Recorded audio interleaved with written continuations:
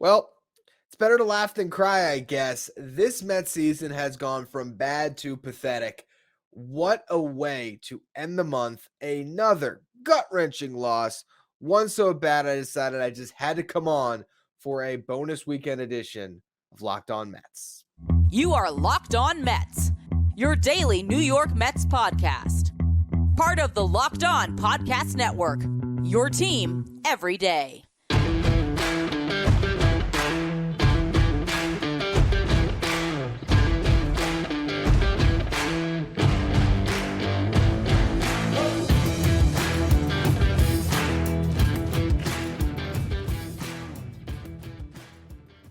Hello to all you amazing Mets fans. You're watching Locked On Mets, part of the Locked On Podcast Network, your team every day.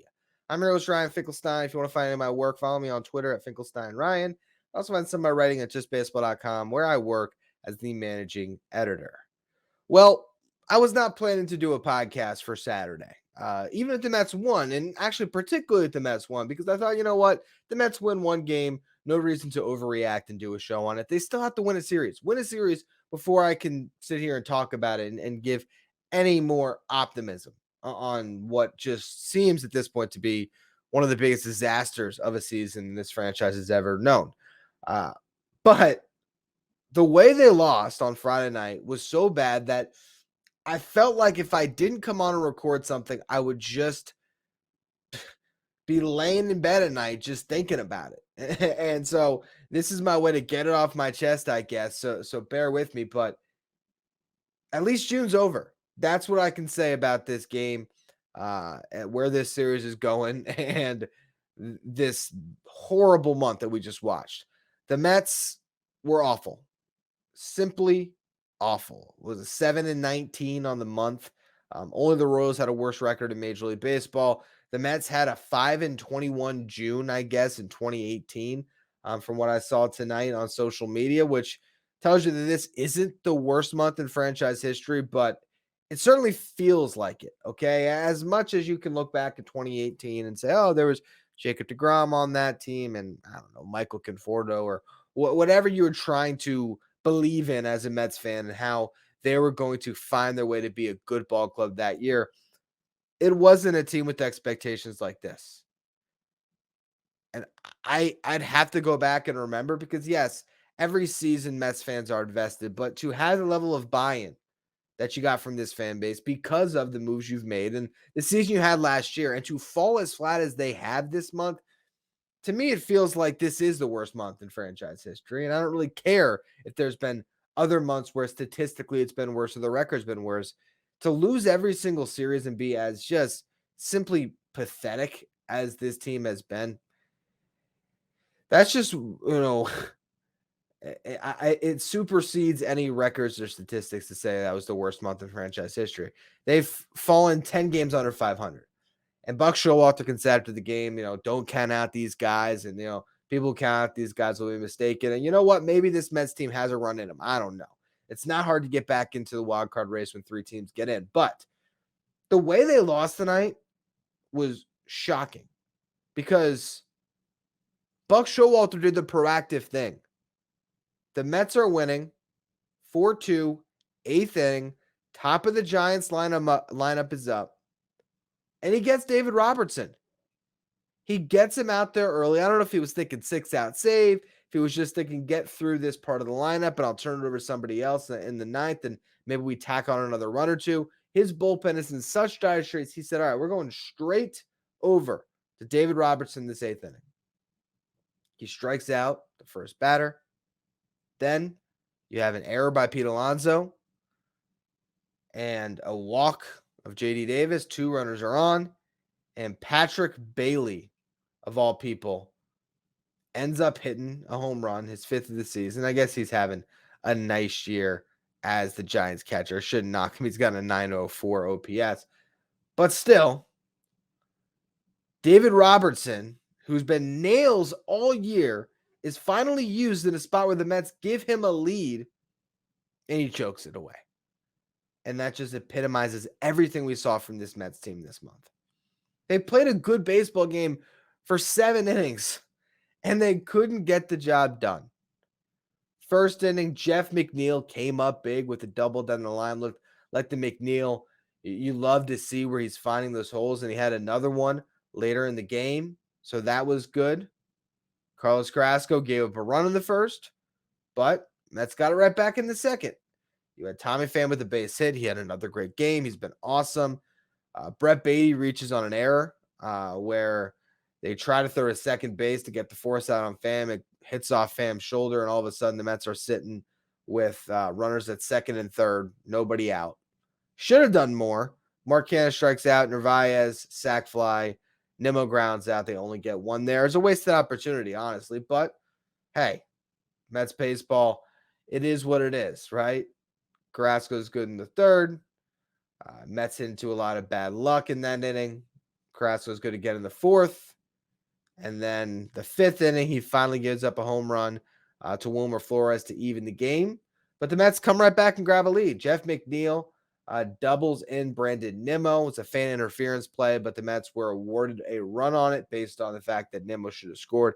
Had the fan non-interference judgment call, the Mets get the benefit of the doubt there. And then Tommy Pham tacks on another run in the bottom of the sixth inning. Carlos Carrasco was solid. Goes 5 innings, allows the 2 runs. Jeff Brigham got, was it 4 outs or 5 outs? 4 outs. Brooks Raley came in. He got a couple. And it all led up to that moment where the Mets are up 4-2 and David Robertson comes in and somehow blows the game. Even with giving up 3 runs, I guess 2 of them earned. Let me see, actually. I don't know. How does that work? Was it 1 or 2 earned based on the error? It was 2 earned, correct. He gave up 2 runs and his ERA went to a flat 2. Shows you how good David Robertson has been. And yet with a chance to get up on the Giants' first game in the series, to turn the page to a new month, not so fast, the Mets absolutely blow it. What a disaster of a month of June. And now July is make or break. The Mets have to be as good as they were bad in July as they were in June to make something out of this season. They're not going to play as many games. There's an all-star break in there. 7-19. Can you go even 15-7? Something along those lines. I got to check how many games they play in July, but still. Could you do just that? I wonder if this team has any hope getting to 500 by the all-star break. Can you imagine that? They're 10 games under. And yeah, we've said it. If they get back in the race, maybe they'll be dumb enough to add, or maybe they'll just stand pat. You're getting to a point where you almost want the Mets to lose so that they don't waste any more resources on this season and they get some back by flipping guys at the deadline. Like, you can start to have those conversations with yourself at this point. But honestly, I just want to see the Mets play good baseball for like a week. More than thinking about the future, thinking about who could be traded, anything else. I got to tune in and watch these games every night. And I would just love it if the Mets could string together a little bit of success. When they have a 4-2 lead, for once, can they hold it? Can they maybe win a single game if their starter doesn't get them through 6? Because as good as Carrasco looked, and it seems like he's starting to turn a little bit of a corner, if he can't get you past the 5th, with this team, I guess you just lose. It's brutal. What I want to do next to close out this show for the week now, because I'm not coming back on for a Sunday episode, I don't believe. We'll see. Maybe they piss me off today, too, on Saturday. But I want to look back at this month and the people who did not perform well, who are due for positive regression, because when you look at Pete Alonso's numbers in particular, you guys think the Mets can't do much worse when you get into July here. Before we get to that, though, today's episode is brought to you by FanDuel. Take your first swing at betting MLB on FanDuel and get 10 times your first bet amount in bonus bets up to $200. That's right. Just bet $20 and you'll land $200 in bonus bets, win or lose. That's $200 you can spend betting everything from the money line to the over-under to who you think is going to hit the first home run. If you want to bet on strikeouts, Justin Verlander on the mound, you can do that all on an app that's safe, secure, and super easy to use. Plus, when you win, you can get paid instantly. There's no better place to bet on MLB than FanDuel, America's #1 sports book. So sign up today. Visit FanDuel.com/lockedon to get up to $200 in bonus bets. That's FanDuel.com/lockedon. FanDuel, the official partner of Major League Baseball. The Mets play the Giants at 4:10 Eastern time today. Catch every pitch of the Mets' hometown broadcast with SiriusXM on the SXM app. Just search Mets. Well, June numbers for this Mets team. Look at the last 30 days at MLB.com. You're going to find that Brandon Nimmo was great this month. Shout out to Nims. Hit 255. Okay, you look at that, you say, oh, he's not great. Look, man, 360 on base for Nimmo, 500 slug. He had a 7 home run month. I'd venture to guess that Brandon Nimmo has never had a 7 home run month in his career. I would be shocked if he did, honestly. I didn't dig through each month of his career up to this point, but I just couldn't imagine it. Unbelievable. 860 OPS. He drove in 18. That was the best mark on the team. He scored 14. That's right behind Lindor, Pham, and Marte with 15 runs scored for the most in the month. He was great. He was absolutely great. Maybe he struck out a little bit more than you'd like, but Brandon Nimmo's been playing good baseball. He's one of the few guys on this team that you can say that. You compare his numbers to last year up to this point in the season. Last year, he had 274. This year, 282. Last year, he got on base at a 367 clip. This year, 373. Last year, he slugged 433. This year, 455. His OPS is 28 points higher. Last year, he hit 16 home runs. He's already up to 11. So I think that tells you all you need to know about Brandon Nimmo. Now, Francisco Lindor, not an awful month either. Now, granted, a lot better over the last couple weeks, but still hit 6 home runs. OPS of 816. Pretty solid. Tommy Pham was unbelievable. 349 average, 387 on base, 640 slug, OPS over 1,000. He hit 6 home runs. He tied Nimmo for the team lead with 18 runs driven in. He was great and played every day, basically.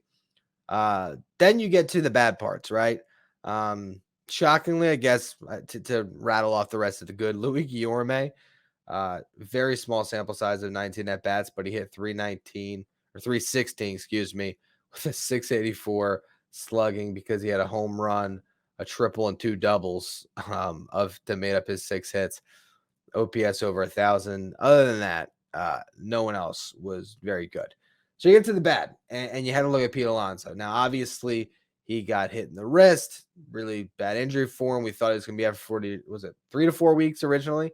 Came back in 10 days, which was remarkable, but you wonder if he's still playing through something, and that's part of his performance this month, which was dreadful. I mean, a 534 OPS that was looking at Francisco Alvarez, 586 OPS for Pete Alonso, 534 for Alvarez.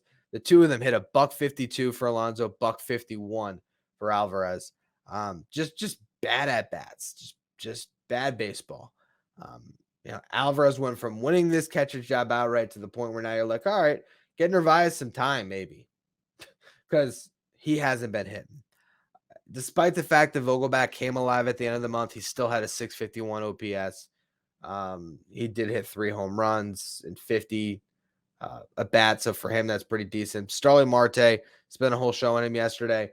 Hit 265, 294 on base, 357 slug. There is no slug to his game right now. His OPS was 651. Brett Bays was 659. Mark Cannas was 718. Jeff McNeil, 550. Hit below the Mendoza line for a month, 196. And Escobar, and what you got of him, which was 20 at bats, it was 573 OPS from him. And Omar Narvaez, smaller sample size, 23 at bats. He's hitting 130, 222 on base, and his slug is identical to his average because he hasn't hit any extra base hits this month, 352. Brutal. And also all the way down to Mark Vientos, 19 at bats. He was 3 for 19, 158 average, 385 OPS. They just got awful offensive production across the board. And then you go to the pitchers, and it's bad too. They look at the pitchers over the last 30 days. Scherzer, 4.25 ERA. Carrasco's 6.23 in 5 starts. McGill, 6.75. Dominic Leone, 11 2/3 pitch, 5.40 ERA. Verlander, shockingly, 3.33 is not bad. Senga, 3.71, not bad. Adam Ottavino, 3.97, that's bad. David Robertson, after giving up these runs, 3.09. Brooks Raley was good, 1.74 ERA. Jeff Brigham, awful, 5.73 with how many walks? Had to be a ton. 7 walks only is actually shocking to me. In 11 innings pitched. Drew Smith, 5.40 ERA. Just go up and down the line, man. Everyone was bad. Everyone was bad this month. David Peterson, 1 start, scoreless. How about that? 0 ERA for June. One thing he did right was pitching in June. We'll see what he does on his first July start. But this team just completely fell off a cliff this month. And now you got to hope, look, you turn the page to July, maybe something shifts. I can't count on it. But if you're a fan that's tuning in every day, you just got to hope. You just got to hope. They're 18.5 back in this division. They're 11.5 back from the Marlins right now. 7.5 back from the Phillies. You just got to climb over those teams in the wild card race to get in the mix, particularly the Phillies. Like, that's the first hurdle. Be better than the Phillies. And the Phillies are 6-4 in their last 10 compared to the Mets, who are 2-8. Look at actually up and down this division. Braves 9-1 their last 10. Marlins 6-4. Phillies 6-4. Nationals 6-4. Mets 2-8. They're only 2.5 games up on the Nationals right now. So tells the story of the season. Not the most fun episode, but like I said, I would be laying up in bed just thinking about it if I didn't get some stuff off my chest. To see David Roberts, because this isn't a game where you can blame Buck Showalter. You could say, I can't believe Dominic Leone had to come in X spot. No, he had the right guy on the mound. The Mets still lost. And that is the story of this season. Regardless, that's going to be all for today's edition of Locked On Mets. Make sure you follow, rate, and review wherever you get your podcasts. Follow me on Twitter at Finkelstein Ryan. Follow the show at Locked On Mets. If you want to catch every pitch of the Mets hometown broadcast this weekend, you can do so with SiriusXM on the SXM app. Just search Mets.